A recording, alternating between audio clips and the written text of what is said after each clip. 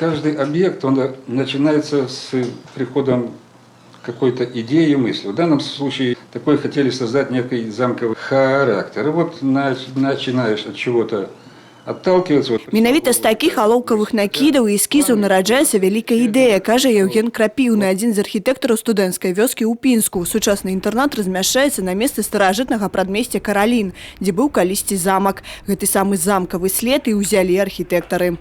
Каждый корпус создавался как новый объект с характерными для города Пинска историческими фрагментами, деталями.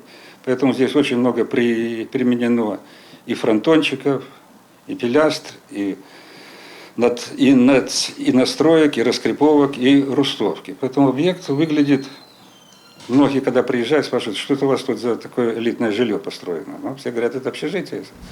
Сёння ансамбль 7 будынкаў інтэрната аб'ядноўвае і прымірае паміж сабой сучасную гістарычную забудову Пінска. На этапе праектавання адначасова працавалі да 40 спецыялістаў. Будаўніцтва заняло 23 месяцы. Праект не зведаў ніводнага спрашчэння. Усе матэрыялы, за выключэннем фарбаў, беларускія.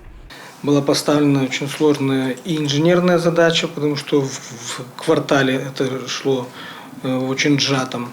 Вот, переложено было очень много сетей, вот, которые подводились к данному объекту. Но благодаря сплоченной такой компании нашей, скажем, проектно-строительной и заказчика, вот, генподрядчиком выступала тогда ПМК-28 города Пинска.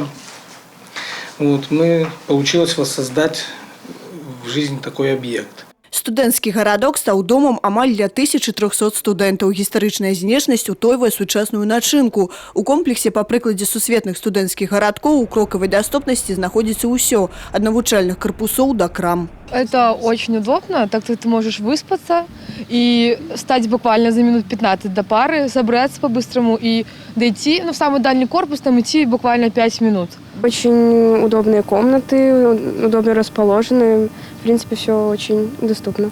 Нацыянальная прэмія ў галіне архітэктуры і мастацтва прысуджаецца ў краіне раз у 4 гады. Зараз працягваецца вылучэнне і іншых аб'ектаў па ўсёй рэспубліцы. Брэская вобласць са сваім фаварытам вызначылася. Архитекторам впервые удалось уйти от общего стереотипа, что общежитие – это вот квадратное здание с окошками без балконов, где просто вот студенты живут. И в Пинске формируется практически новый такой вот студенческий комплекс, который, надеюсь, когда-то станет нашим белорусским Кембриджем.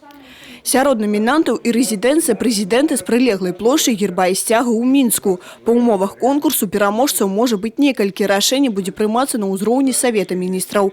Крысціна Пратасавецкая, Тацяна Будухсаім, Александр Сівецкі, Александр Дьяченко, телерадиокомпания «Брест».